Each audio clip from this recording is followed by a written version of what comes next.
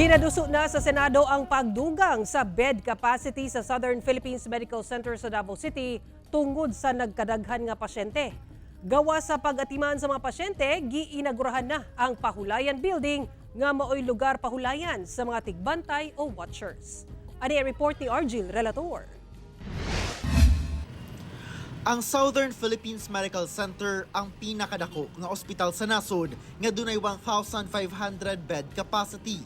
Apan sumala sa SPMC, nagkadaghan ang mga pasyente, busa moabot og hapit 1,800 na ang ilang makater.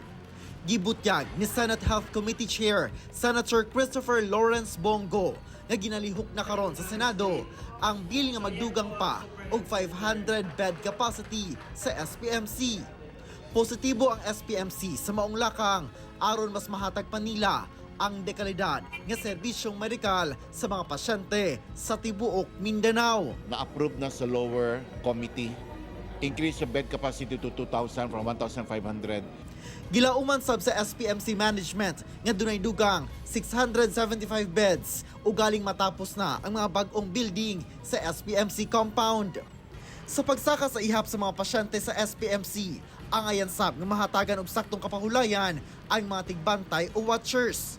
Busa ni adtong Sabado, gipahigayon na ang inaugurasyon sa 5-story building pahulayan facility sa SPMC nga gibudgetan og 151.6 million pesos sa DPWH sa administrasyon pa ni kanhi Pangulong Rodrigo Duterte.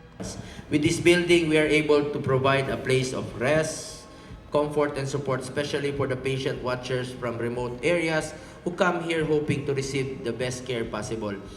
140 ka-watchers ang libreng makapahulay sa maong pasilidad.